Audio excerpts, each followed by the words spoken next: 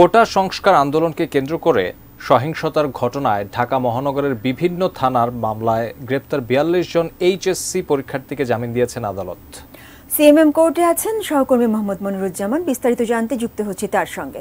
মনিরুজ্জামান, আমরা তো জানি স্থগিত হওয়া এইচএসসি পরীক্ষার সপ্তাহখানেক পরেই শুরু হতে যাচ্ছে। এর মধ্যে এইচএসসি পরীক্ষার্থীদের গ্রেপ্তার এবং জামিন সবকিছু মিলিয়ে তাদের অনুভূতি কি জানতে পেরেছেন?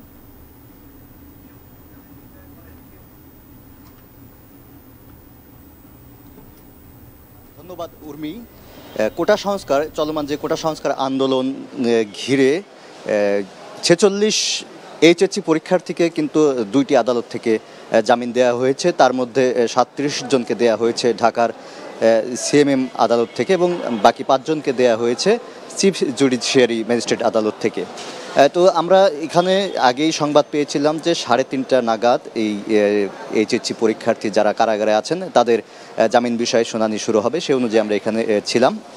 তবে আমরা দেখেছি ৩:৩০টার সময় যেই শুনানির একটি ব্যবস্থা রেখেছিল সরকার, সেই নির্ধারিত সময়ে কিন্তু এই ৪২ শিক্ষার্থীর পক্ষ থেকে কেউ জামিন আবেদন করেননি, যার ফলে সেই শুনানিটি ৩:৩০টায় শুরু হয়নি। পরবর্তীতে ৫:৩০ নাগাদ সাইদুল ইসলাম নামে এক আইনজীবী তিনি এই ৪২ শিক্ষার্থীর পক্ষে জামিন আবেদন করেন এবং ৩৭ জনের আবেদন করা হয় ঢাকার মুখ্য মহানগর হাকিম আদালতে। সেখানে বিচারক ম্যাজিস্ট্রেট রশিদুল আলম তিনি তার শুনানি শেষে ৩৭ জনকে জামিন দেন। প্রত্যেকের জন্য ১,০০০ টাকা মুচলেকায় এই আইনজীবী সাইদুল ইসলামের জিম্মায় ৩৭ জনকে জামিন দেওয়া হয়। বাকি ৫ জনকে একই প্রক্রিয়ায় চিফ জুডিশিয়ারি ম্যাজিস্ট্রেট আদালত থেকেই ৫ জনকে জামিন দেওয়া হয়।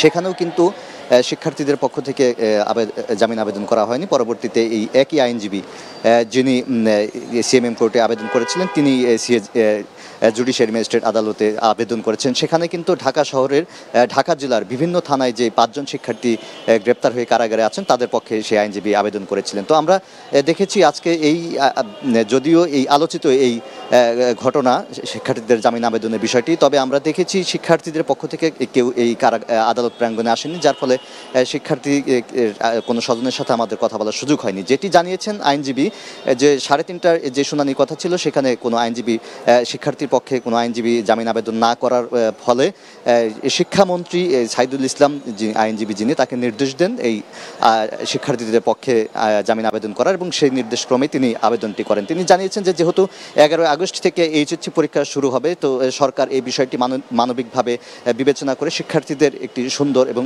উজ্জ্বল ভবিষ্যতের কথা চিন্তা করে আইনজীবী নিয়োগ করেছিলেন এবং সেই নিয়োগের মাধ্যমে অর্থাৎ তার আবেদনের প্রেক্ষিতেই ৪২ জনের জামিন হয়েছে। তো এই ছিল আমার কাছে কোটা সংস্কার আন্দোলনে গ্রেপ্তার ৪২ এইচএসসি পরীক্ষার্থীর জামিন বিষয়ে সর্বশেষ পরিস্থিতির খবর।